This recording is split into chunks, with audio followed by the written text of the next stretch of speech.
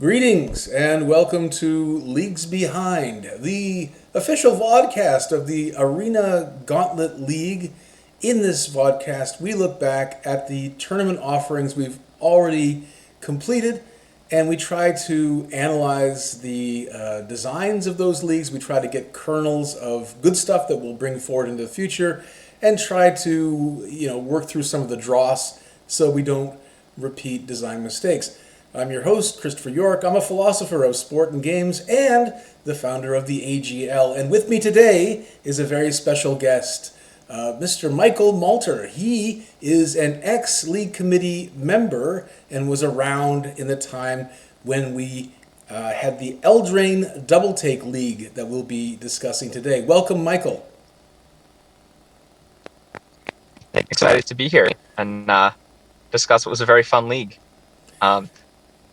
I still remember when we were talking about the concept for it. It was really interesting to sort of try to figure out. I remember we had like this weird break because of the timings for the sets that were coming out. I think there was we were trying to find a way to fit like a 3-week league in, and I was really intrigued by the idea of sort of doing like essentially a full league that was just at hyperspeed. So it was definitely really fun to sort of create the concepts for. So I'm looking forward to discussing that in depth. Yeah, so let's start with you. You were a league committee member at this time. Do you remember when you first joined and what your reign was, like how long you served and? So I joined the league in Strixhaven. My older brother got me into it. HP Wizard. He's been in a bunch of them on and off. And I got hooked in Strixhaven with this weird Mardu aggro running a bunch of random rares that did way too much because that's what that set was about. And then I think that was actually one of my highest placements too, because I think I actually lost to you within a Blot Out the Sky at the end of my last match. I don't know why I distinctly remember this. And then I joined the committee because in Midnight Hunt there was the werewolf mechanic, and I got really deeply into it, trying to figure out who the werewolves were. And I started like hosting little get-togethers, trying to like suss out who was doing what. For anyone who doesn't know, the mechanic of that league was that there were a handful of players who were werewolves, and I forget exactly what you got for like defeating a werewolf or something. I forget exactly what it was. It was a side pot. No, sorry, it was a prize pool. It was a prize. Yeah, it was a prize pool thing. And so I remember like meeting up, and like the only information that we got was the number of werewolves that were in the top 8. And so like we had like 3 meetings. There were like 5 or 6 of us, I think, that joined, and we like tried to figure out who was doing what. And then forget if I had started helping with the automation side before or after I joined the committee. But right after that is when I hopped on. So that would have been, what set came right after Midnight Hunt? That would be Vow, right? Crimson Vow. Yeah. So Crimson Vow had the vampire mechanic. I remember we did that. So I had a really nice time setting up all the different mechanics that we talked about. I think that I left the committee. It's got to be coming up on a year now. I sort of got busy with other stuff and wasn't able to put as much time into it. But yeah, I think I was on the committee for about a year and change. So I don't remember the exact timing. Yeah. But yeah. Well, so that's of course how people get noticed for the LC, right? They start breaking tournament mechanics or showing an unusual amount of concentration and efforts to figure things out. And I think you guys actually had the werewolf thing on lock pretty quickly, which impressed us. Yeah. And then offering to help out with automation is also a quick track to league committee service, if you so desire. So I think that's probably how you fell on our radar and were sucked up into the machinery of league governance and tournament design. So let's get in. Now that you've introduced yourself, we have your sort of bona fides. Let's get into the specifics of the tournament. So, Eldraine Double Take was our attempt to use a set that had been put on Arena, I think, after, like, if I recall correctly, this physical release of Eldraine happened during COVID or just before COVID. I think it's one of the leagues that kind of fell in that gray area between the physical leagues ending and the electronic leagues starting. So it may have, I'm not sure how this all Yeah. transpired. Yeah, it was actually got back into Magic. So I had grown up playing Yu-Gi-Oh. I actually started with Magic in Theros Beyond Death, which was right after Throne of Eldraine. So that was actually my first time playing playing Throne of Eldraine was in this rollback league. Ah, But I don't remember the exact timeline for when it went online. But yeah, I remember it being my brother was talking about it being like a really good set that everyone really enjoyed. There were a couple of boogeyman cards, but it was mostly well balanced. It was mostly like the mechanics were interesting. It seemed like, at least he really enjoyed it. So, and playing it back, I enjoy it too. So, yeah. Well, the way yeah. that this league came about is that, yeah, Eldraine, as you pointed out, was a well-loved set, and there was a 3-week gap, as there often is in Wizards' release schedule. And I think that the pitch was something like this: let's try a league concept where we try to basically jam an entire league's worth of play into 3 weeks. And the way we decided to do that, the double take mechanic, was to offer double the packs for each loss, but only require half the losses. So you were eliminated after 6 losses, but you got 2 packs for each loss. So you still get 10 packs added to your pool. They just be added twice as quickly. And so, looking forward, for example, to Ether Drift, where we're trying to sort of approximate what a speedy league mechanic would be, this was kind of us trying to do that long before that in June of 2022. So the issue here, right, if there was an issue that I can immediately detect, it's that, wow, it's a mono set league on crack, right? So Yeah. you're getting hosed down with tons of Eldraine packs constantly. Right. And yeah, I mean, what it was supposed to do was make Yeah. each loss sort of more of a dopamine hit, and then you get double the packs, and you also double the opportunities to rebuild quickly and then just keep rolling through the tournament. I remember, like, I look back on some of the LC chat leading up to this, and I think we looked at this as a possible series, right? Like, maybe we'll have Dominaria double Yeah. take, maybe we'll have Ixalan double take, maybe Right. Yeah. when we have a week or two off, we'll just roll this back and do it again, and it'll be a big hit. Right. Is that how it turned out, Michael, from your recollection? Yeah. I mean, so if I remember correctly, the main issues that we ran into this were sort of twofold. One, it was because it was a mono set, um, everything got very diluted, not diluted, got very focused Concentrated. very quickly, Yeah.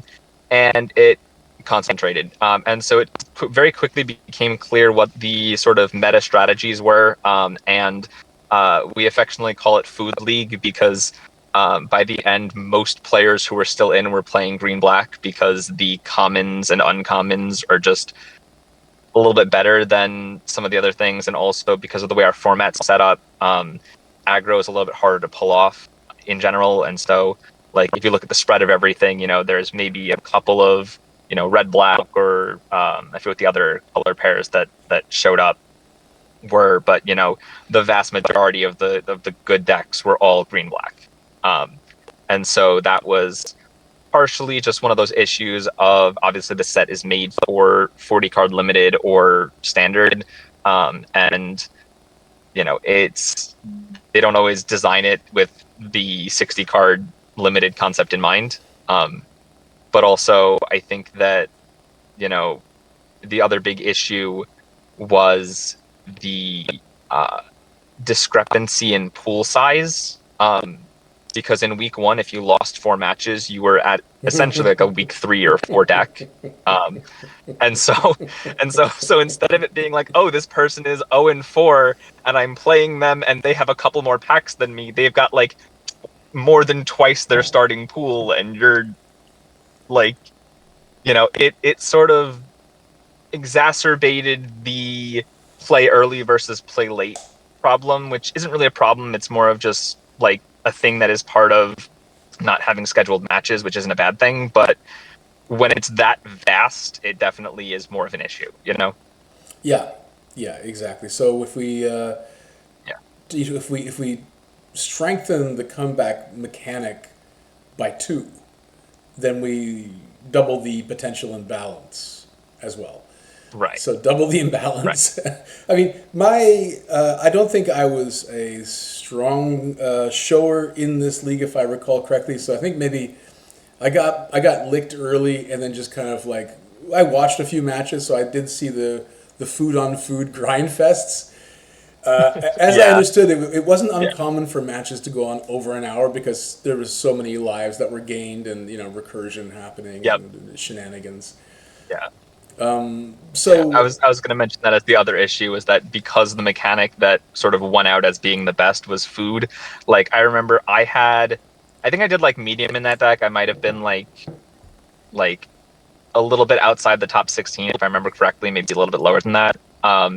And I had either 1 or 2 copies of the giant troll, um, and uh, the number of times that I played it multiple times in a match because the matches just went that long and everyone just had so much food and it kept going around. It's just, yeah, I do remember that. I yeah, still have nightmares about that card.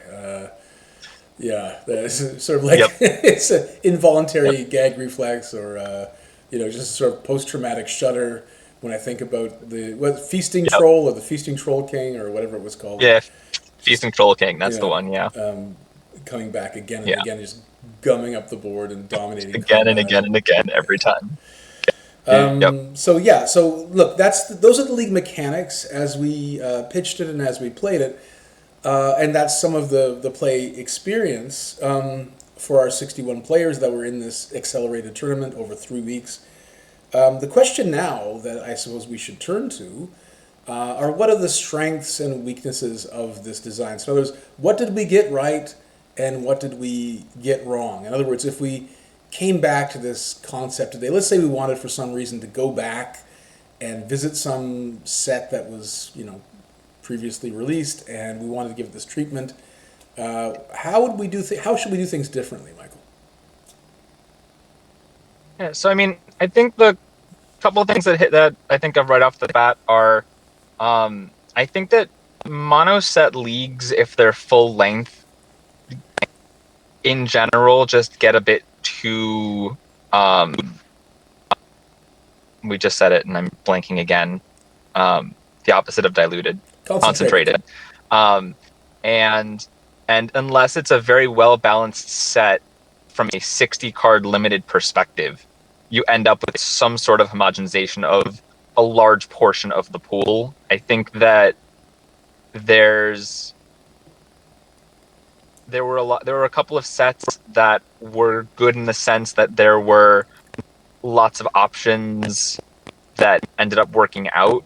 But I think that at least a handful of the mono set leagues that we did, I remember having a bit of a, you know, one archetype is clearly better than some of the others, and if your pool happens to be a good red blue deck, but it's not, red blue isn't the good deck in that set, you're just sort of out of luck. And so I think that implementing some sort of other related set option would be good if we're going for a full pool size. The other thing that I was thinking of for the shortened league mechanic, I think it was really good that we kept it at 5 matches per week. I think that any more than that, it becomes, I don't want to say more of a burden, but I definitely find that I do a lot of other stuff. I don't spend that much time on Arena outside of League. And so like for me, if I had to find time for 10 matches a week, I wouldn't be able to. I'd probably run 7 and, whatever or 8. And then, whenever I fall short would get hit by entropy. Um, or I'd pass over on something else I was planning on doing. So I think that keeping it at 5 is a good number. Um, and I think that really the issue that we ran into, like we were talking about, was the 2 packs for every loss, sort of exacerbating the difference in pool size, like really early. And so I'm wondering if there's a way to maybe do it sort of half and half, where it's the same 5 games per week, the same 6 losses, but instead of it being 2 packs per win, it's half of your 10 packs are given at week's end, and half of them are gained through losses. So each loss you get 1 pack, and then maybe at the end of the first week you open 2 packs, right? And so this way, the difference in pack size, you still only get the 1 pack difference per loss, and then you also still get the sort of full league pool experience, where it's not like the end of the league and we're still only at week 2 or 3 decks. Right. So it's like putting half your packs on suspend, which Yeah. could address some of the imbalance Yeah. issues. I'm just curious. I mean, it sounds like you, like me, are not a big fan of mono set leagues. What's the ideal? Yeah. Like, let's say we're dealing with a new set like Ether Drift, for example. What's the ideal ratio of main set packs to offset comeback packs? So this was something that we actually discussed in length during the I'll call it the reign of Strixhaven. Um, we had a handful of leagues where, because originally the standard mechanic was, you started with the main set, and then any pack after that you took, you could sort of choose what set it was from, and there were a lot of different like decisions that were made. Some people were like, I do main set all the time. There were some people who were like, I look at my set and sort of see what works with what I have. If I've got really good red and black cards, then maybe I want, Crimson Vow for looting and being able to, make my draws better. And the vampire mechanic was pretty strong, right? And there was a lot of people who were like Strixhaven all the way, because you get 2 free cards that can be random bombs, and in addition to your rare, and all the mechanics are really powerful, and every card gets you 2 cards for 1, and it's just a really powerful set.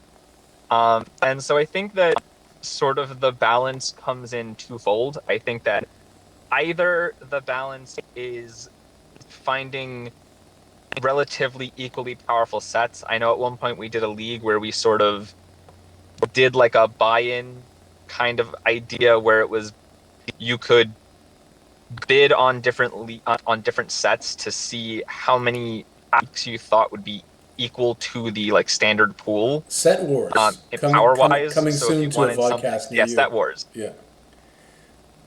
Yeah. So I remember that we did that to sort of try to balance out the leagues. And so if you found only sets that were relatively equally powerful, you could do more of a choose your own set thing. But I think that I really, really enjoyed this past mechanic of specifics. Like, you still get the choice of what packs you open using the, plus minus Planeswalkers mechanic. But you don't necessarily get to choose, oh, I want all of my packs from this or that. So, I mean, I think that the right ratio is somewhere between. So, I guess if you start with 6 and you get 10, so out of 16 packs, I think minimum you want 10 to from the main set, unless the other sets you're looking at are enclosed sets. So like in Strixhaven, you wanted a lot of learn and lesson, because they sort of went hand in hand. If you didn't have both the lesson cards to fetch and the learn cards to get them, you sort of lost out on a lot of the value there. And so for something like that, a lot of people were taking 6 packs from the starting set and 10 packs of Strixhaven. And at that point, it was basically Strixhaven League for them.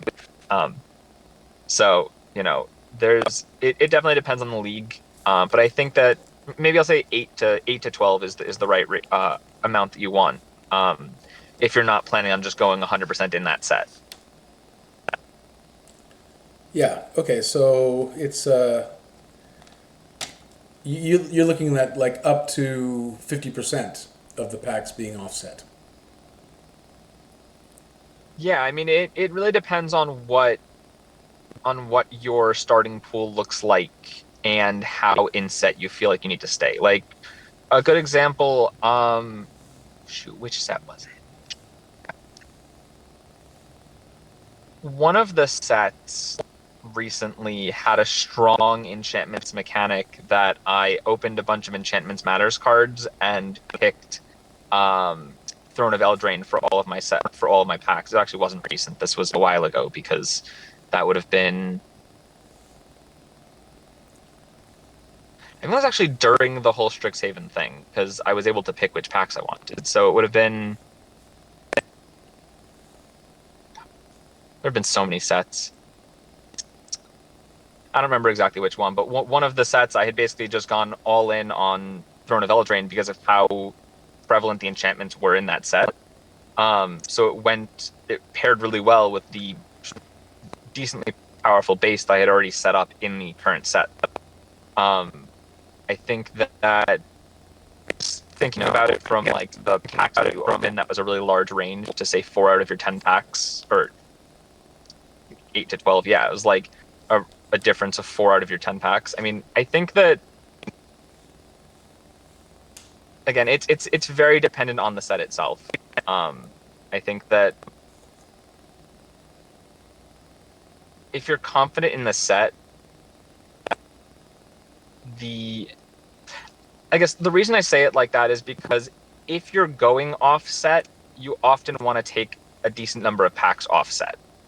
So it's very rare that you'll want to take, 14 packs from the original set and then pick 2 random packs in the middle, or, unless maybe your first 2 packs were offset and you weren't happy with what you got and you went back. Like, I feel like it's very rare that you end up with a small number of offset packs in that scenario. You know what I mean?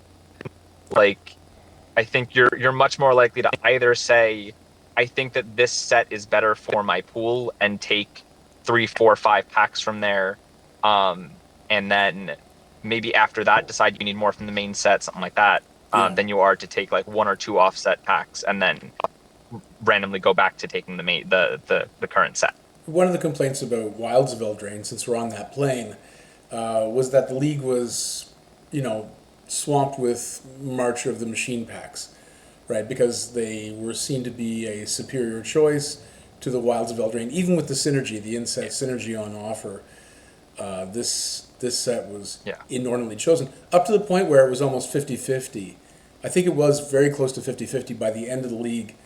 Yeah. You know, sort of weighted between the offset packs and the, let's say, new release packs that were given. So for me, that's like, Right.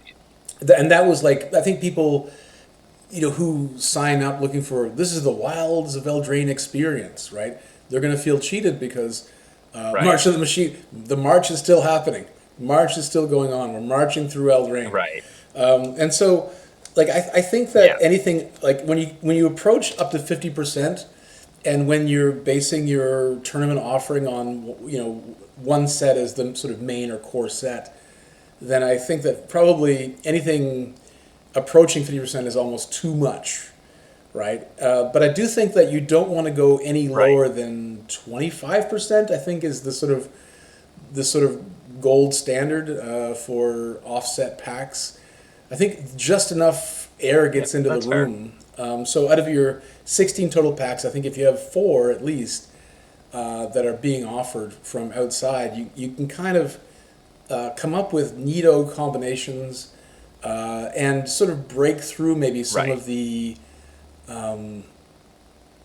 inset oppressive synergy that might otherwise build up. And Right. again, part of that is just putting new cards into the tournament to break down those synergies, and part of it is just taking those other packs out so that those synergies don't get to that critical point where they're oppressive.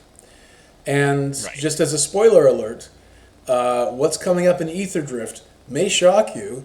It goes below my recommended 25%. So Interesting. I Okay. predict that some of the samey stuff is going to come up here. But Okay. it's like, so. For example, the current proposal has something like 20 or slightly higher than 20 total packs on offer, Interesting. and Okay. then four of them are going to be offset. So you're going to get Okay. more packs than Interesting. usual, but you're going to get more packs. Like the bonus packs are just kind of added on. And this is not to spoil Okay. the league mechanics entirely, but just to give you the Yeah. idea that. Hold on a Yeah. sec here. I'm going to see And so I what. think Yeah. I'm sorry, I was just say I think that's really the solution is having that onset offset ratio to some degree controlled by the league mechanic. I think is a good way to go about it. I think that that's sort of the if you allow people to take more than 50% of an offset pack, there's a good chance a decent number of them will. And like you were saying, that'll sort of ruin the whole, this is this league. Mm-hmm. Um, and so I think that that's a really good way to sort of balance it is, like you were saying, having that, it's a really good idea to have this like 20, expanded pack pool, but most of them are on set, so you get that really intense, Aether Drift feel. Um, and you can still get the sprinkling in of other stuff. Yeah, the way I've done the way I've looked at the calculations now, I don't think people are going to notice it on the extreme end. Like it's just over 20% offset cards. Like there's going to be a bonus Okay. sheet, as you may have seen if you've been following the sort of spoilers for the tournament that are ongoing. There are bonus sheet cards that are on offer. On top of that, there are four out of set packs, and so with 20 total packs, plus the sprinkling of bonus cards, it's close enough to my golden mean of 25% that I hope that most people won't Yeah. notice. It might be a little bit on the edge of too much Right. of the same set, but you know, hopefully not to Right. the point that Eldraine Double Take was, right? Which was just like, just open up the fire hose of Yeah. Eldraine and just Yeah. blast it down players' throats. So yeah, Yep. that just sort of maybe tells you like where we're at now, how we're trying to sort of like toe that line. I mean, one thing that keeps coming up again and again Yeah. in the Leagues Behind series is just how much this problem dogs us, how long it's gone unsolved, and how many different opinions people have about the desirability or undesirability of going deep on one set. I don't think Wizards gets it Yeah. right all the time, and they They often definitely don't. they provide formats because they're tasked to provide formats that only last for, let's say, 2 months, and then they're replaced by something else. Sometimes they're inherently unbalanced, and if that's the case, Yeah. we suffer that because we play all that time Yeah. with that imbalance in the colors or imbalance between certain cards being great and certain cards being crap. So the point is like, Right. we have to trust Wizards to produce good sets, and we're beholden to them for our Right. tournament series. We are sort of a parasitic organization on what they're doing to a certain extent. On the other hand, right, Right. we have the power to sort of open the valve, let cards from other sets in, and that I think that acts as a corrective. It's not just like for the Yeah. exciting play experience and the variety, although that's a lot of it for me. It's that it actually keeps the format from being as warped as Eldraine Double Take became, where it's just food on food on Right. food, and to the end of Yeah. time. Definitely agree with that. Yeah, Yeah. I think we solved it. Yeah. I think we solved it. Yeah. I mean, yeah, I really like this solution. I'm really excited for this next set. It seems like it'll be really interesting. I'm intrigued to see sort of how the cards work with um bonus sheet cards and also the way that the other sets maybe complement some of the different strategies in the different color pairs. So yeah, I'm excited for it. Hopefully it's a good set, and hopefully that translates to a good league. Yeah, well, thanks for joining me today, Michael, and talking about our past league offerings. I noticed that you're in a vehicle. It's kind of like Mark Rosewater's Drive to Work podcast. Are you on the run from the law? Should we know anything about? Um, well, I mean, after the Streets of New Capenna league, I've sort of been trying to lay low. So I actually had a really funny experience in Streets of New Capenna because I had two copies of Titan of Industry, and it was my Titan of Industry was cast against me more often than I cast it. Oh no! Um, on three separate occasions, my opponent had the red, black, blue 2/5 flash. Whenever a vampire enters the battlefield, exile a top card of your opponent's library, and it Oof. was on top. Um, and then in like the early weeks and whatnot, I just didn't see the card at all. So yeah, I've been running from I don't know who was out to get me, but someone had it out for me. Well, it's kind of funny you Um, mentioned Streets of New Capenna. That was our last vodcast in the series, and we're kind of well. Let me tell you about a very current debate in the rules committee, the league committee.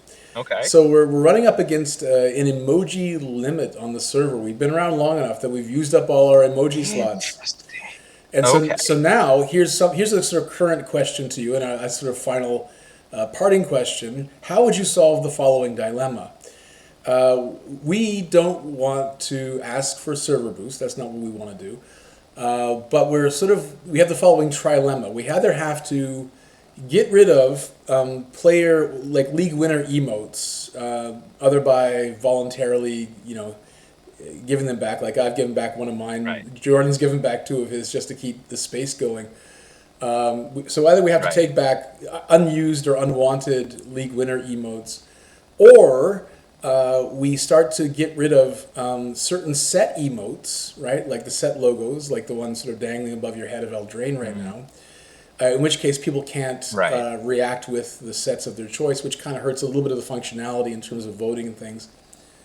And the third right, option of, and this relates to the Streets of New Capenna and brings us full circle, we get rid of faction emotes and only bring them back when they're relevant to what's happening on the server. How would you solve the trilemma? right. This is a pitch. Well, so I guess the first thing I would say is I think that taking out the faction emotes and only including them when they're relevant would be a good way um, to split that. Um, I think that there's definitely a lot of like a bunch of splits, like like for example, when we did Strixhaven, we did the houses. I don't know if those are still there, but I can't imagine anyone's planning on sending the lore hold emoji to anyone. Hey, Um, hey, so I mean, ease I up, think ease that up. Lore hold strong. lore hold strong. Honestly, that's fair. That's fair. But just I personally haven't used it in a very long time. So actually, let me turn this on so you can see me again. Oh, that's still terrible lighting. Give me a second. There we go. Oh, that's awful. I look certifiably red. Okay. That's fine. We're gonna go back to this and call it a day. So the other thing I was thinking of is, I mean, there are a lot of other customizations that you can do. I don't know if anyone wants like for example, one of the Discord servers I'm in for a game that has like clans in it. We've got like a clan cluster, and each clan actually has like the clan tag next to the player's name. So if they want like I don't know if you want to call it like a superlative name on the server would be their normal name, and then at the end could be something like league winner, champ, something like that. Um, Although I guess that doesn't really fulfill the you know designing an emoji feel. So just an idea. I know there's a handful of other customization stuff, so I'm wondering if that's sort of a realm that could be looked at as another cache um, of things that could be offered as, hey, you can design a this for the winner. Yeah, yeah. I mean, it's something that I guess the what's looking like the case is that we'll probably be rotating out faction emojis, and that'll as a sort of start that'll free up 10 more slots for us. But Right. it won't actually like given the amount of unused league winner emojis that we have. You know, it might be that this is just causing us to do more maintenance work on the server when, you know, that faction becomes relevant again mechanically. We have those resources already online. Whereas, you know, let's say we have Right. like That's fair. Timmy wins 2021, you know, with a picture of a puppy, and no one uses that emoji. Is it a great loss to our Right. That's community fair. I mean, if we scrap that? That's the question I guess that we're sort of being forced to ask.